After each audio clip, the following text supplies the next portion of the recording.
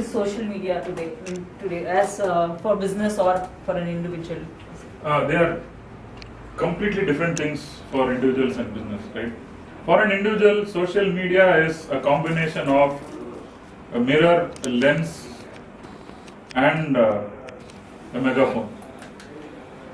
A mirror because you get exactly what you give on social media, right? You give nonsense to social media will give nonsense back to you. It's also a lens. You say one small thing, people will analyze it to death. They'll read in between your lines, they'll read in your pauses, they'll read what you did not say, they'll read your bio and try to think what you're thinking, what's your ideology, are you a Sanghi, are you a Adarsh liberal? They want to know what you are, right? So many things. So social media is also a lens, and it's also a megaphone because you can be heard now. 2 years ago, if Rajdeep Sardesai was saying something wrong on air, he didn't get it back from his viewers. Today, he reads his brief 40 times before saying one word. Why? The backlash is so big if he says something that doesn't make sense. So it's also a megaphone. So for an individual, that's what it is. It puts infinite depth in your fingertips. But then with great power also comes great responsibility. You need to handle it properly. Do not get radical on social media. And do not get pulled into sides, right? If you look at my tweets, I scream at the UPA, I scream at BJP, I scream at Xiaomi, I scream at Samsung. The common theme is I scream. I don't take sides when I'm screaming, right? As long as you can do that, it's good for the individual, right? It's a tool that enables me to express what I feel, whether it's a brand, a person, a political party, a movement, or anything. For a company, it's something totally different. For a company, this is a tool that is not equaled by any other tool available today in terms of community building, in terms of engagement, and in terms of sentiment analysis, right? Earlier, you had to pay people like PricewaterhouseCoopers or Gartner to do research for you. Now, all you need is a decent social media presence and good tools like Simplify 360, Germinate. You generate those reports yourself, you can see what they are talking about. But then you need to weed out the nonsense first, right? All this big data is so corrupted with noise. Unless you remove the noise, you cannot make meaningful trends out of it. Never think that the top trend on Twitter today is the most popular thing. There are days when KRK is trending on Twitter. Means absolutely nothing. I hope I... Yeah, I have a question. Like, there are two schools of thoughts. As I see, there are people who say blogging is the thing. Of course, it's the thing. A lot of companies are relying for their reviews and their analysis. And there is, we have seen also a trend like on-the-go trend where tweeting is the cool thing because people want succinct information in fast and it's there. So, is there a transition or is there still we will be seeing two school of thoughts? I'll answer this question in two stages, okay? I'll make a statement first. This is a Mi 4 phone. No blogger got this free. I got it free from Xiaomi to tweet about it, not blog about it. Right. Now, your question is very interesting. It is a transition, but it's also not a transition. It's a transition because that's the logical progression, the next stage, right? Because when you give something to a blogger to review, there's a process he has to follow, right? If I get mobile, I cannot review it in one day. Right. There's like you check out the display, you run benchmarks on it, you let it soak in 40-45 apps. It takes time. Time is what brands don't have now, right? So they first they started doing things like finding technical experts and giving them early access. Give them the phone 1 month earlier than the launch, and then make videos of what they say about the phone. Edit out the nonsense and play only the good stuff. Now they are saying, okay, let's go to the next stage, right? Don't blog about it, start tweeting about it. If you had followed my tweets today, you'll see there's a lot of stuff about the A7000, right? Those kind of reviews is what the brands are more interested in now, because they know that it takes more time to read through a review, but less time to read a tweet. Right? And if that tweet is coming from somebody who has influence in the tech, stock, Android area, and if I'm making an Android phone, that makes more sense to me than giving it to a blogger who may or may not get the same eyeballs onto it. Because the bounce rate is a big thing when it comes to websites. Right? Most people don't factor in bounce rates. They just write stuff and think that they're getting people to read it. Sometimes people read only the title. Sometimes people read only the bottom where they've given 4.5 out of 5 or 3.2 out of 5 and move on. Right? So is it worth spending time cycles over, spending money over? Because these bloggers, they don't blog for free. You need to get them to a hotel, feed them, give them something to drink, talk to them for 2 hours, pay the PR agency, get some press there, pay them for writing, then follow up for 1 week. It's a big overhead. There are brands like Samsung who will not do this. They don't send review pieces to bloggers, they send it only to press. They want it on print, not online. Right? You saw when the S6 launched, right? How many of you saw the papers when the S6 was launched? Yeah. What did you see in the paper? The whole first sheet was covered by it. First sheet was first, last and middle sheet was full of S6. Right? They know that even a kid will read that paper. But the success rate with the blog is not that much. Same goes for tweets. Tweets, they get a wider audience than a blog. Because you don't even have to follow somebody to read his tweets now, right? Put him on a list, you can see what he's saying. But some brands are resisting it. Traditional brands are still resisting it. I have a question for you.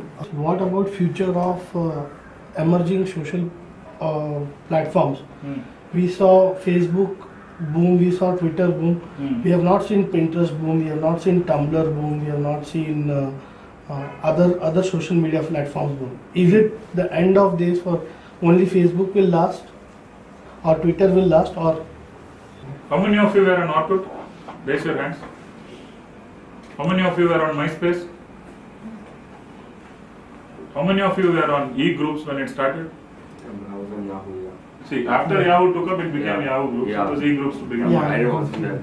Yahoo, Right? yeah. Yahoo groups I was in. Now also. You know what is common between all these things that you raised your hands for now? At their peak, everybody thought there is nothing that's going to come up and beat each one of these things. Right? Yeah. This is, see, I'll tell you something. It is about collecting data and presenting it in an engaging way. That's all that is there to any of these online services, products, whatever you want to call them. Eventually somebody will come up with something that is more interesting, right? You know, there was this service called Yo. I don't know if you've heard about this. Yeah. Yeah? Has anybody used it?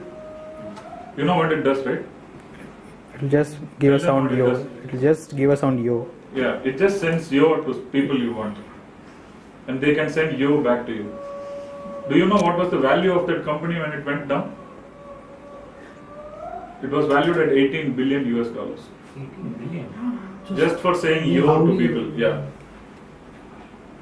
But then somebody hacked it, and a big database was released with personal information of so many people who had it on their phone, and the company met its natural end after that. Right? So, if somebody can create a Yo and get valued at billions, right, the next idea is bound to happen. It's a matter of time. So I think one pops in the cash trend, Yo-Yo Honey Singh. Oh man, Just joke. let's talk about human beings, please. So there would be a space for the Snapchat and Snap. See, the future is in mobile messaging. Absolutely no denying that. That's the reason why Facebook went and acquired WhatsApp, right? Right? Again, explaining what I said about Zuckerberg. He cares only about money. He doesn't care about what app you're using. And there are a lot of apps like Hike, which are getting valued like crazy. Their valuation runs into hundreds of millions of dollars. I don't know. What's the point? Unless there is a bigger plan, right? Now the idea is that big companies, they want to get you into their cloud and keep you there. Whether it's Microsoft, whether it's Google, or whether it's Facebook, the evil empire of Mark Zuckerberg, right? So yeah, the future is mobile. Maybe the next big thing will come from mobile. You never know. but I hate WhatsApp. Simply because nobody has to ask you to add you to a group. And that thing keeps beeping throughout the night, man. You look at it and people are doing the same thing that the Yo app did. Yo, how are you? Yo, good morning. Yo, what's up? Yo, look at this picture. Man, people left Facebook and started doing all this nonsense on WhatsApp now. And we filtered email with all the spam messages, but in WhatsApp we can still send the spam messages. Yeah, you have only one option. You block them or you listen to them. Yeah. There is no middle part. No, you cannot filter out. Yeah. That's a bad thing. Now you have to keep quiet for 5-10 minutes. Others need to ask questions. Yeah, I have a question regarding yesterday, the conversation we had. We see a lot of e-commerce companies now who are marketing on social media. Like what I see is now like Facebook trying to experiment with the buy button and them acquiring the find in the US to understand how customers think and what their next purchase option is going to be. Is it a dead wall that e-commerce people are going to run into? That is this the only goal for them on social media? That That's one of the things that's going to happen. Right? Earlier, when I was a child, you want to go buy something, you had to take a car, bike, cycle, something, ask your friends where you get this, go find that shop and buy it. And then there was Yellow Pages, right? And then there was the internet. I am from the pre-Google generation. I used the internet even before Google was there. Believe me, it was much better. So then Google came along, so finding stuff became very easy. Now, look at it from the seller's side, right? Earlier, having a shop was enough. Then shopping areas cropped up in cities where the whole area was full of shops. So you needed to have this nice laminated fluorescent board. Then you had to put tube lights behind them so that people could see it at night. And then came this LED boards, where the name is running so fast you can't read what the name of the damn shop is, right? And then it became everybody needs a website. Then everybody needs a Facebook page. Everybody needs a Twitter handle. It's just another step. They're going to say buy this, buy that everywhere. Or if it's Facebook, they'll say you have to buy this now, right? This is going to happen. It's inevitable, but it's not the only thing that will happen. And I don't believe that this is a long-term trend. Because very frankly, going by the numbers, right? I don't see more than 5, maybe 8% people even looking at that button when it comes. And maybe 1% will click on it to buy something.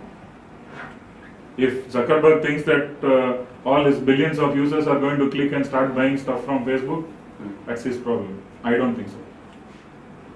I don't think so. Social selling, yes. Social buying, no. one of your reasons to say that, is it because these people are now telling them to download the app instead of going to a website? Or I'm all for people asking people to download apps instead of going to the website, because I primarily believe that it's time for us to change the way we consume the internet. Get out of the desktop. And for God's sake, stop using mobile websites instead of apps. They are not the same. Right? They are not the same in terms of data which you pay for. The app is more optimized for mobile data, not the website. The website is costlier to access. Second, when you pay through a mobile website, it's less secure. When you pay through an app, it's more secure. There's this concept of a vault, both in iOS and Android, which can be used to store your banking information in such a way that you talk directly to the bank, the merchant has no say in it. Right? So, for all means, move to mobile. Actually, I'm all for moving to mobile. What I'm not for is saying that you have to shop only with your mobile. Right? That doesn't make sense. Somebody sitting in a village has to go through circles to get his hands on a laptop or a desktop device. For him, e-commerce is like godsend. He can buy so many things which he can't even see otherwise. And you tell him to go buy a mobile phone to buy the same stuff, I don't think it makes sense. Yeah, you can do it. First, give them proper bandwidth, decent broadband access, increase internet penetration, mobile population, then talk about it. Don't keep talking about it as though it's the next big thing. No, it's not.